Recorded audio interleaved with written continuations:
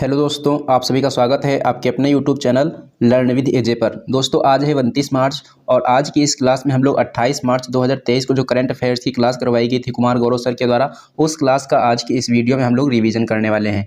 यहाँ पर हम केवल और केवल करंट अफेयर्स के क्वेश्चंस का रिवीजन करेंगे और साथ साथ में जो लल्लन टॉप प्रश्न करवाए गए थे उन सभी का रिवीजन करने वाले हैं। आज की इस वीडियो में हम गायत्री मंत्र का रिवीजन नहीं करेंगे क्योंकि कुछ हमारे पास टाइम कम है, इसलिए यहाँ पर आज की इस वीडियो में हम लोग केवल और केवल किसका रिवीजन करने वाले हैं, करंट अफेयर्स के जो क्वेश्चंस करवाए गए थे और जो लल्लन टॉप क्वेश्चंस करवाए गए थे उन सभी क्वेश्चंस का हम लोग रिवीजन करने वाले हैं। तो चलिए दोस्तों शुरू करते हैं बिना देरी करे। आज के अपने इस सेशन को और देख लेते हैं आज का अपना पहला प्रश्न।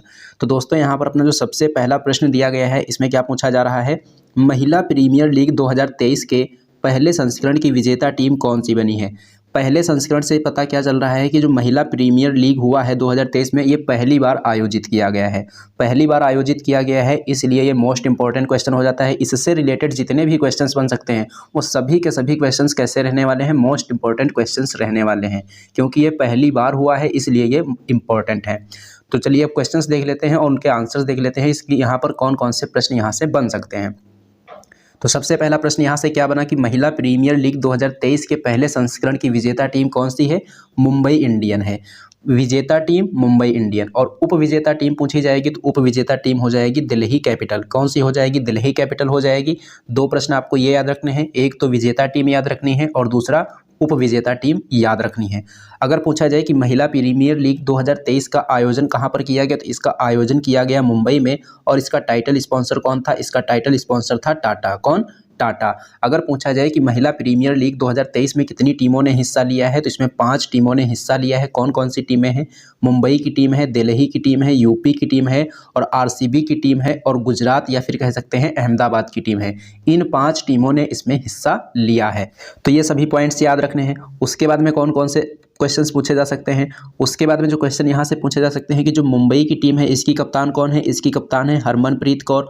दिल्ली की टीम की कप्तान कौन है, दिल्ली की टीम की कप्तान है मेग लैनिंग। कौन है, मेग लैनिंग।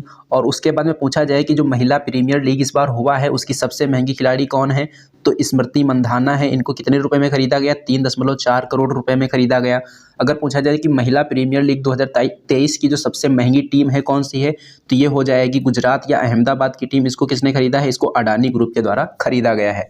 अगर पूछा जाए कि जो महिला प्रीमियर लीग 2023 का फाइनल मैच है ये कहाँ पर हुआ, तो महिला प्रीमियर लीग 2023 का जो फाइनल मैच है कहाँ पर हुआ था, ब्रेबार्न स्टेडियम जो कि मुंबई में है, वहाँ पर ये फाइनल मैच इसका खेला गया। अब यहाँ से 4 प्रश्न और याद रखने हैं। इसमें ऑरेंज कैप किसने जीता है, पर्पल कैप किसने जीता है और मोस्ट वैल्यूएबल प्लेयर किसे चुना गया है, emerging player of the season किसे चुना गया है। तो ऑरेंज कैप का विजेता इसमें कौन है, मेग लैनिंग है। और पर्पल कैप की विजेता कौन है, हेली मैथ्यूज। कौन, हेले मैथ्यूज। और मोस्ट वैल्यूएबल प्लेयर किसे चुना गया है, हेले मैथ्यूज को चुना गया है। और emerging player of the season किसको चुना गया है, यास्तिका भाटिया को चुना गया। तो 4 प्रश्न ये हो गए आपके। और उसके बाद में जो फाइनल मैच है कहाँ हुआ था, ब्रेबार्न स्टेडियम मुंबई में हुआ था। 5वां प्रश्न ये हो गया। और इधर से आपके कितने प्रश्न बन रहे हैं, एक प्रश्न ये हो गया, एक ये हो गया, एक ये हो गया, एक ये, 9 प्रश्न ये हो गए। यानी कि कम से कम लगभग यहाँ से 12-15 क्वेश्चंस बन रहे हैं केवल और केवल किससे, महिला प्रीमियर लीग 2023 से। तो ये जितने भी प्रश्न यहाँ से बन रहे हैं ये सभी प्रश्न आपको याद रखने हैं, क्योंकि ये सभी के सभी जो क्वेश्चंस हैं मोस्ट इंपॉर्टेंट क्वेश्चंस हैं। अब हम बात करेंगे आज के सेकंड क्वेश्चन की। तो आज का जो सेकंड क्वेश्चन यहाँ पर दिया गया है उसमें क्या दिया गया है कि भारतीय सेना और वायु सेना के द्वारा वायु प्रहार अभ्यास का आयोजन कहाँ किया गया है। भारतीय सेना और वायु सेना के द्वारा वायु प्रहार अभ्यास का आयोजन कहाँ किया गया है, तो इसका आयोजन पूर्वी कमान में किया गया। कहाँ पर, पूर्वी कमान में किया गया। बात आई है भारतीय सेना की, यानी कि थल सेना दिवस कब मनाते हैं, तो थल सेना दिवस जो है ये प्रतिवर्ष 15 जनवरी को मनाया जाता है। वायु सेना दिवस कब मनाते हैं, वायु सेना दिवस प्रतिवर्ष 8 अक्टूबर को मनाया जाता है। कब मनाया जाता है, 8 अक्टूबर को। अब हम बात करेंगे नेक्स्ट क्वेश्चन की। तो नेक्स्ट क्वेश्चन यहाँ पर क्या दिया गया है, नेक्स्ट क्वेश्चन यहाँ पर दिया गया है मनरेगा के तहत सर्वाधिक मजदूरी यानी कि 357 रुपये, मजदूरी कितनी है, 357 रुपये है। और सर्वाधिक मजदूरी देने वाला जो राज्य है कौन सा बन गया है, ये बन गया है हरियाणा। कौन सा बन गया है, ये हरियाणा राज्य बन गया है। बात करेंगे न्यूनतम मजदूरी की। न्यूनतम मजदूरी कौन से राज्य में मिलती है? तो मध्य प्रदेश और छत्तीसगढ़ में मिलती है। कितने रुपए? 221 रुपये। सर्वाधिक वृद्धि करने वाला राज्य कौन सा है? राजस्थान है। यानी यहाँ पहले 231 रुपये मजदूरी दी जाती थी और अब कितनी दी जा रही है? अब 255 रुपये प्रतिदिन की मजदूरी यहाँ पर दी जा रही है। बात करेंगे नरेगा के अधिनियम की। तो नरेगा अधिनियम कौन से वर्ष का है? ये 2005 का है। नरेगा अधिनियम कब लागू हुआ था? नरेगा अधिनियम 2 फरवरी 2006 को लागू हुआ था। और इसका नाम मनरेगा कब किया गया? इसका नाम मनरेगा किया गया 2 और 2009 को। कब किया गया? 2 अक्टूबर 2009 को।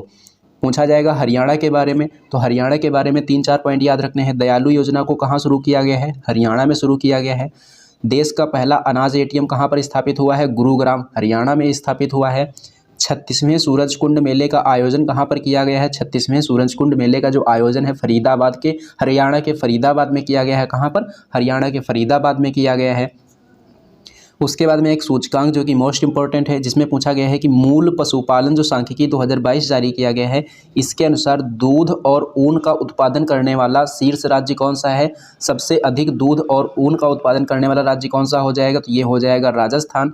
और सर्वाधिक अंडे का उत्पादन करने वाला राज्य कौन सा हो जाएगा? ये हो जाएगा आंध्र प्रदेश। और सर्वाधिक मांस का उत्पादन करने वाला राज्य कौन सा हो जाएगा? महाराष्ट्र हो जाएगा। उसके बाद में बात करेंगे नेक्स्ट क्वेश्चन की। तो नेक्स्ट क्वेश्चन यहाँ पर क्या दिया गया है? नेक्स्ट क्वेश्चन दिया गया है कि पहला संयुक्त राष्ट्र जल सम्मेलन 2023 का आयोजन कहाँ किया गया है? तो ये भी मोस्ट इंपॉर्टेंट हो जाता है, क्योंकि जो संयुक्त राष्ट्र जल सम्मेलन 2023 हुआ है, ये पहली बार हुआ है। ये इसका पहला सम्मेलन है। इससे पहले ये कभी आयोजित नहीं किया गया है। और इस बार जो इसका आयोजन है कहाँ किया गया है? न्यूयॉर्क में किया गया। कहाँ पर किया गया है? न्यूयॉर्क में किया गया है। और इसकी थीम क्या रखी गई है? इसकी थीम रखी गई है water for sustainable development. Water for sustainable development इसकी थीम रखी गई है। को होस्ट कंट्री इसकी कौन सी है? तजाकिस्तान और नीदरलैंड की सरकार। अगर पूछा जाए कि इस सम्मेलन में भारत की तरफ से कौन शामिल हुए हैं, तो भारत की तरफ से इसमें जल शक्ति मंत्रालय के मंत्री जो गजेंद्र सिंह शेखावत हैं, उन्होंने इसमें हिस्सा लिया है। अब बात करेंगे लल्लन टॉप प्रश्नों की। तो पहला प्रश्न यहाँ पर दिया गया है कि पहला सतत विकास शिखर सम्मेलन कब और कहाँ हुआ था? पहला सतत विकास शिखर सम्मेलन कब और कहाँ हुआ था? तो ये 1972 को स्टॉकहोम में हुआ था। सेकंड क्वेश्चन, मॉन्ट्रियल प्रोटोकॉल कब हुआ था? मॉन्ट्रियल प्रोटोकॉल 16 सितंबर 1987 को हुआ था। मॉन्ट्रियल नाम का जो ये स्थान है कहाँ पड़ता है? ये कनाडा में पड़ता है। ये जो 16 सितंबर 1987 को मॉन्ट्रियल प्रोटोकॉल हुआ था, ये किससे संबंधित है? तो ये ओजोन परत के संरक्षण से संबंधित है, उससे रिलेटेड है। इसलिए 16 सितंबर को कौन सा दिवस मनाते हैं? ओजोन परत संरक्षण दिवस मनाया जाता है। कब? 16 सितंबर को। नेक्स्ट पॉइंट है कि पहला पृथ्वी सम्मेलन कब हुआ था? पहला पृथ्वी सम्मेलन 1992 को रियो में हुआ था। कहाँ हुआ था? 1992 को रियो में हुआ था। नेक्स्ट क्वेश्चन है क्योटो प्रोटोकॉल। क्योटो प्रोटोकॉल कब हुआ था? क्योटो प्रोटोकॉल जो है ये 1997 को COP3 के समय हुआ था। और ये क्योटो नाम का स्थान कहाँ है? ये जापान में है। अगर पूछा जाए COP फर्स्ट कब और कहाँ हुआ था? COP फर्स्ट जो है ये 1995 को बर्लिन में हुआ था। COP फर्स्ट कब और कहाँ हुआ था? COP फर्स्ट 1995 को बर्लिन में हुआ था। नेक्स्ट पॉइंट दिया गया है कि दूसरे नंबर के इंडो पैसिफिक इकोनॉमिक फ्रेमवर्क का आयोजन कहाँ किया गया है? तो इसका आयोजन इंडोनेशिया के बाली में किया गया है। कहाँ पर? इंडोनेशिया के बाली में। बात करेंगे नेक्स्ट क्वेश्चन की। तो नेक्स्ट क्वेश्चन यहाँ पर क्या दिया गया है कि भारत का पहला और विश्व का 5वां बॉक्साइट CRM जो है किसने विकसित किया है? भारत का पहला है और विश्व का 5वां है। नाम क्या है? Bauxite CRM। इसको किसने विकसित किया है? इसको नाल्को के द्वारा स्थापित किया गया है। किसके द्वारा? नाल्को के द्वारा स्थापित किया गया है। और इसको स्थापित करने में सहयोग किसने किया है? तो सहयोग किया है भाभा एटॉमिक रिसर्च इंस्टीट्यूट ने, जो कि ट्रॉम्बे महाराष्ट्र में स्थित है। उसके द्वारा इसको सहयोग दिया गया है। अब बात करेंगे नाल्को की। तो नाल्को का मतलब क्या है? नाल्को का मतलब यहाँ पर है national aluminium company limited. National aluminium company limited इसकी फुल फॉर्म हो जाएगी। और इसका मुख्यालय कहाँ है? इसका मुख्यालय उड़ीसा में है। इसी प्रकार से हिंडाल्को है। हिंडाल्को का मतलब क्या है? हिंदुस्तान एल्यूमिनियम कॉर्पोरेशन है। इसका मुख्यालय कहाँ है? इसका मुख्यालय उत्तर प्रदेश के रेणुकूट में है। कहाँ पर है? उत्तर प्रदेश के रेणुकूट में। इसी प्रकार से बाल्को है। बाल्को का मतलब क्या है? Bharat aluminium company limited. इसका मुख्यालय कहाँ है? इसका मुख्यालय छत्तीसगढ़ के कोरबा जिले में है। अगर पूछा जाए कि बॉक्साइट जो है ये किसका अयस्क है? बॉक्साइट जो है ये एल्यूमिनियम का अयस्क है। सारे के सारे जो पॉइंट हैं यहाँ पर मोस्ट इंपॉर्टेंट हैं। सभी पॉइंट यहाँ से आपको ये याद रखने हैं। उसके बाद में बात करेंगे नेक्स्ट क्वेश्चन की। तो नेक्स्ट क्वेश्चन यहाँ पर दिया गया है कि अरावली ग्रीन वॉल प्रोजेक्ट की घोषणा किसके द्वारा की गई है। अरावली ग्रीन वॉल प्रोजेक्ट की घोषणा किसके द्वारा की गई है, तो इसकी घोषणा जो है पर्यावरण मंत्री भूपेंद्र यादव जी के द्वारा की गई है। और इसकी जो घोषणा है कहाँ पर की गई है, टिकली गाँव हरियाणा में की गई है। कहाँ, टिकली गाँव हरियाणा में। अगर हम बात करेंगे अरावली पर्वतमाला के विस्तार की, क्योंकि बात यहाँ पर किसकी आई है, अरावली पर्वत की आई है, तो अरावली जो पर्वतमाला है इसका विस्तार जो है कितने राज्यों में है, तो गुजरात, राजस्थान, हरियाणा और दिल्ली में। गुजरात, राजस्थान, हरियाणा और दिल्ली में अरावली पर्वतमाला का विस्तार है। और अरावली पर्वतमाला की जो लंबाई है कितनी है, 692 किलोमीटर है। कितनी है, 692 किलोमीटर है। अगर पूछा जाए कि अरावली पर्वतमाला की सबसे ऊंची चोटी कौन सी है, तो अरावली पर्वतमाला की सबसे ऊंची चोटी जो है ये गुरु शिखर है। गुरु शिखर की ऊंचाई कितनी है, गुरु शिखर की ऊंचाई है 1722 मीटर। कितनी है, 1722 मीटर है। और ये कहाँ स्थित है, ये जो है माउंट आबू, सिरोही जनपद, राजस्थान में स्थित है। कहाँ पर स्थित है, राजस्थान के सिरोही में स्थित है। अगर पूछा जाए कि अरावली जो पर्वतमाला है इसका निर्माण युग में हुआ था, तो प्री कैम्ब्रियन युग में हुआ था। कब हुआ था, प्री कैम्ब्रियन युग में।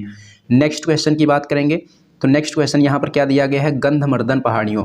गंधमर्दन पहाड़ियों को देश का 37वां जैव विविधता विरासत स्थल घोषित किया गया है। यह है किस राज्य में है, तो गंधमर्दन की जो पहाड़ियाँ हैं ये कहाँ हैं, उड़ीसा में है। और इनको भारत का 37वां जैव विविधता विरासत स्थल घोषित किया गया है। तो प्रश्न आपसे पूछा जा सकता है कि जो भारत का 37वां जैव विविधता विरासत स्थल घोषित किया गया है, किसको घोषित किया गया है, गंधमर्दन पहाड़ियों को घोषित किया गया है। और ये जो गंधमर्दन की पहाड़ियाँ हैं कौन से राज्य में स्थित हैं, उड़ीसा में स्थित हैं। बात करेंगे गंधमर्दन पहाड़ी की, तो गंधमर्दन पहाड़ी को आयुर्वेद का स्वर्ग भी कहा जाता है। और ये उड़ीसा में जो है तीसरे नंबर का जैव विविधता स्थल है। यानी कि इससे पहले भी वहाँ पर 2 जैव विविधता स्थल पाए जाते हैं। और वो कौन से हैं, वो हो जाएंगे कंधमार और महेंद्रगिरी की पहाड़ी। कंधमार, महेंद्रगिरी की पहाड़ी और गंधमर्दन की पहाड़ी, ये सब कहाँ हैं, उड़ीसा में हैं। अगर पूछा जाए कि भारत का पहला जैव विविधता स्थल कौन सा है, भारत का पहला जैव विविधता स्थल कौन सा है, तो ये हो जाएगा नल्लूरी इमली गाँव, जो कि कर्नाटक में है। इसको जैव विविधता विरासत स्थल कब घोषित किया गया था, 2007 में इसको घोषित किया गया था। अगर पूछा जाए कि तमिलनाडु का 18वां वन्यजीव अभ्यारण्य अभी हाल ही में किसको घोषित किया गया है, तमिलनाडु का 18वां वन्यजीव अभ्यारण्य अभी हाल ही में किसको घोषित किया गया है, तो धानथाई वन्यजीव अभ्यारण्य को घोषित किया गया है। जैव विविधता दिवस कब मनाते हैं, 22 मई को मनाते हैं। जैव विविधता अधिनियम कौन से वर्ष का है, 2002 का है। और जैव विविधता से संबंधित COP 15 का आयोजन कहाँ किया गया, मॉन्ट्रियल कनाडा में किया गया।